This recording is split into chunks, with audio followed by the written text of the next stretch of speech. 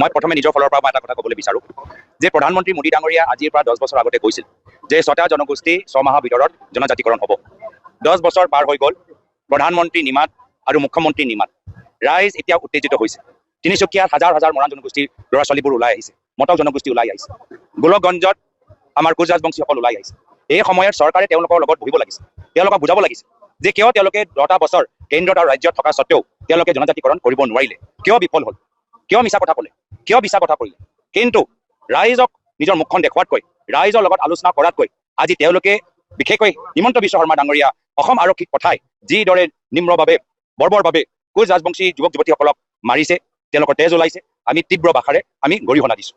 আজি প্ৰধানমন্ত্ৰী মোদী ডাঙৰীয়াক আমি সুধিবলৈ বিচাৰিছোঁ, 6টা জনগোষ্ঠী জনজাতিকৰণ এই দাবী বা প্ৰতিশ্ৰুতি আপোনালোকৰ এটা জুমলা আছিল নেকি? যদি জুমলা আছিল তেতিয়া স্পষ্টভাৱে 13 তাৰিখে কৈ দিয়ক যে জুমলা আছিল। আৰু যদি জুমলা নহয়, সঁচা এটা প্ৰতিশ্ৰুতি, তেতিয়া কওক, তাৰিখ দিয়ক যে কেতিয়া হ'বগৈ। আজি সমাজৰ প্ৰত্যেক বৰ্গক তেওঁলোকে প্ৰতাৰণা কৰিছে।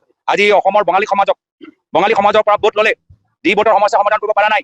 আৰু এতিয়া বিজেপি চৰকাৰে কি কয় যে নিজকে বাংলাদেশী চাৰ্টিফিকেট দিলে আপোনালোকৰ সমস্যাবোৰ সমাধান হ'ব।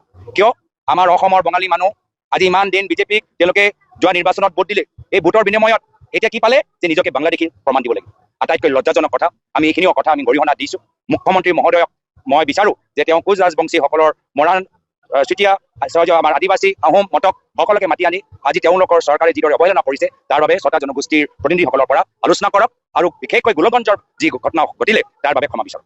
SIT কথাটো মই ক'লোৱে যে ফ্লপ, এতিয়া ফ্লপ মুখ্যমন্ত্ৰীৰ পৰা ফ্লপে ওলাব, কথাবোৰে ওলাব।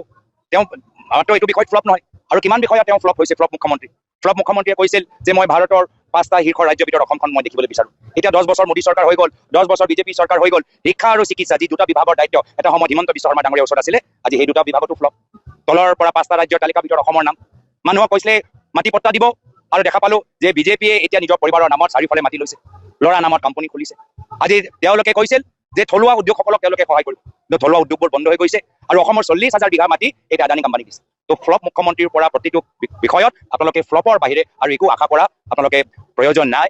তেওঁ এজন মুখ্যমন্ত্ৰীৰ কথাৰ কোনো মূল্য তেওঁলোকে ৰাখিব পৰা নাই, মুখ্যমন্ত্ৰীৰ চকী গাম্ভীৰ্য তেওঁলোকে ৰাখিব পৰা নাই। আৰু সেইকাৰণে আজি ৰাইজে বিকল্প বিচাৰিছে ৰাজনৈতিক ক্ষেত্ৰত, আৰু সেইকাৰণে বহুতে আজি তাৰিখত কংগ্ৰেছ দলটোক যোগদান কৰিছে। কংগ্ৰেছ দলৰ মই আগতেও কৈছিলোঁ যে আমাৰ প্ৰতিটো সমষ্টিত আমাৰ প্ৰাৰ্থীগৰাকী প্ৰস্তুত, কিন্তু নিৰ্বাচনৰ ভিতৰত সদায় কষ্ট কৰিব লাগিব, সাংগঠনিক ভেটি আৰু শক্তিশালী কৰিব লাগিব, নিৰ্বাচনী এটা কৌশল আমি তৈয়াৰ কৰিব লাগিব। আজিৰ তাৰিখত যিদৰে বিটিআৰ নিৰ্বাচনত আমাৰ কংগ্ৰেছ দলৰ আমাৰ প্ৰাৰ্থীসকল, আমাৰ কংগ্ৰেছৰ বিষয়াসকল, বিধায়কসকল যিদৰে কষ্ট কৰি আছে, মই তেওঁলোকৰ কষ্টৰ প্ৰতি শ্ৰদ্ধা নিবেদন কৰি যথেষ্ট সন্তুষ্ট। মানুহে আজি বিভিন্ন দল সংগঠনৰ ভয় ভাবুকি নিয়চি যিদৰে কংগ্ৰেছৰ সভাত আহিছে, বিটিআৰ নিৰ্বাচনত